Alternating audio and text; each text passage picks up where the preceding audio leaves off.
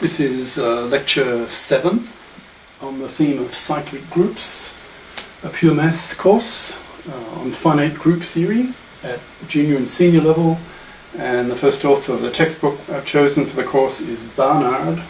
And here's the book. I do this every lecture in the Teach Yourself series, and the title of the book is Mathematical Groups. So this lecture, Chapter 7, Cyclic Groups.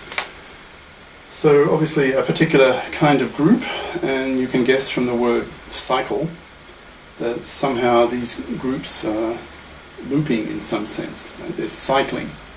So in what sense? Well, to explain what a cyclic group is, let's do a little bit of revision. Go back to last lecture. Can you remember what this symbol means? Can you remember its name and what it means? Well, here's its title, what it is.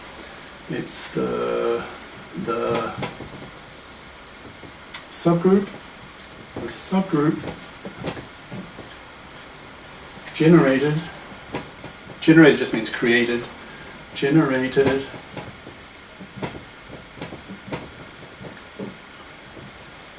by the element X. Element X. So it's just any element belonging to your group. Okay? Belonging to your group G. All right? Now what's the meaning? What is this? So by definition, so I'll put 3 bars here. It's the set of, what's the subset? Usually. That's what this lecture is all about. So it's the set E x squared x cubed until x to the k minus 1, and where x to the k is e, your unit. Okay, and that k there, that k is the order of the group of the element. Keep confusing those two.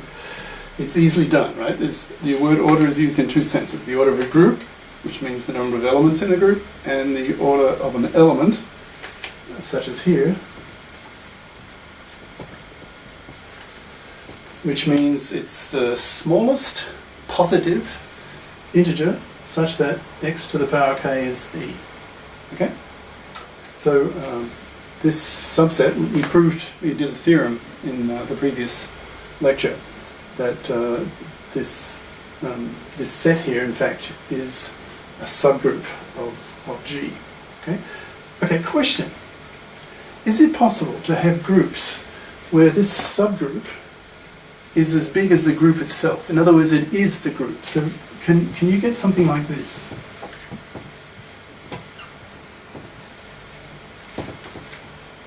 So can you have a subgroup that's generated by an element be the entire group? And the answer is yes. That's what this lecture is all about. And such a group that's of this form, is called a cyclic group. Or in a sense, it's a kind of looping group. And why is that? Well, because you go up through the powers. So you just the counting numbers here, like 1, 2, 3, and eventually, when you get to k, you go back to e, which is x to the naught. By the way, the unit is usually written as any element to the power 0. Right? That any element to power 0 is defined to be the unit element e. Okay, so you just keep going up the integers. You'll get to k, and you come back here. So you've looped or cycled. Okay.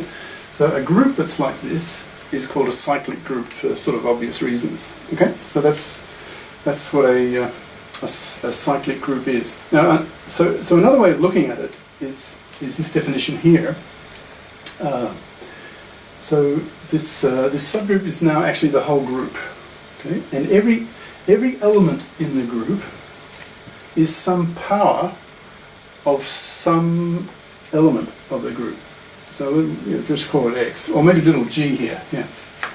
So there is an element in the group such that when you take the power of it every time, you get an element of the group. Or putting it another way, every element of your cyclic group is the power of some element.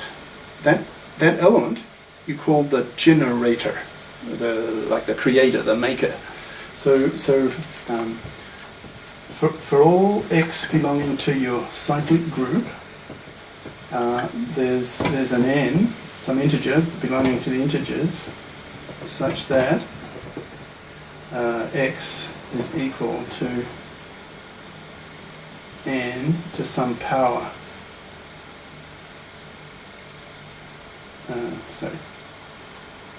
G to some power. Okay? Hold on, I'm getting myself confused. Every element can be expressed as a power of the generator. So for every element, I'll just call this n. So where n belongs to the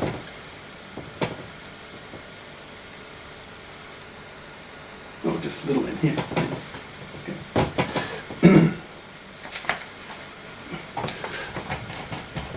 All right. So you have there's an integer, so some power, and every element can be expressed as a power of the generator. Now let's do a couple of examples. I've not rubbed this off from the previous lecture. This was the group of symmetry operations on an equilateral triangle.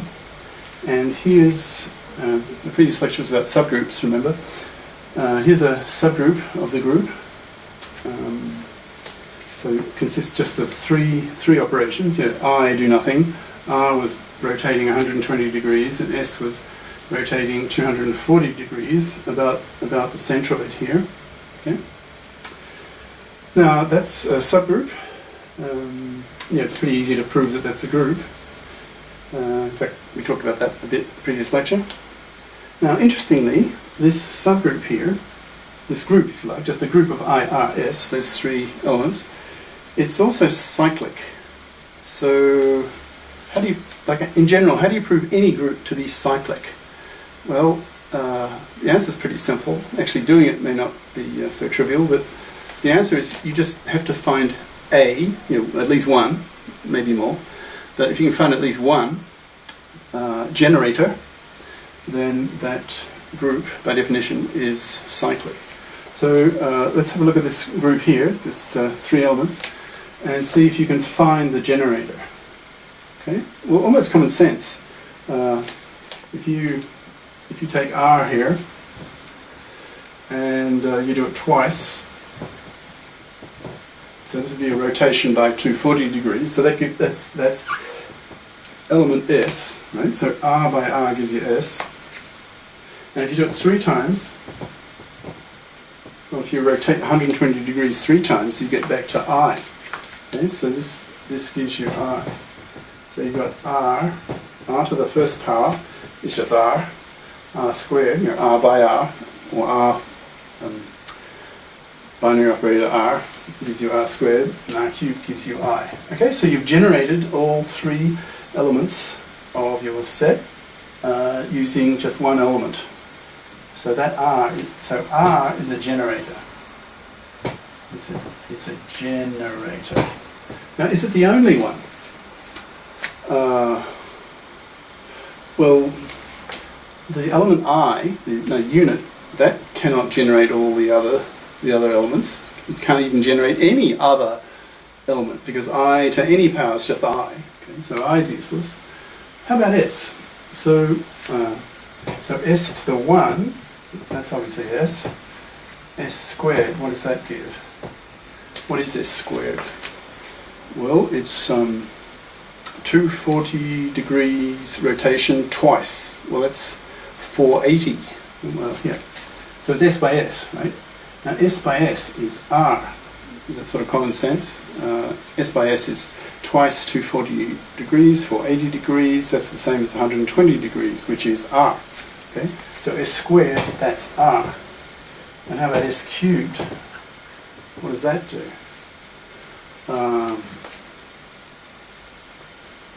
Well, S squared is R, okay?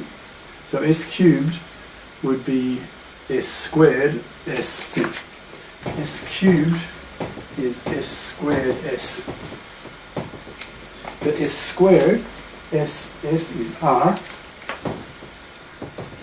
So RS, what's RS? RS is I. Okay, so this is I. And we've got all three elements of the group. Okay, so S is also a generator. So we have two of them. So you've got R as a generator and S as a generator. Okay. So in other words, it's quite possible for a cyclic group to have more than one generator. Okay, it must have at least one. If it does not have at least one, by definition, it's not a cyclic group. Okay. Okay, so R and S are both generators of this group, where the binary operator is just one rotation followed by the next, so the binary operator is followed by. How about this one? Now, we know from earlier lectures the set of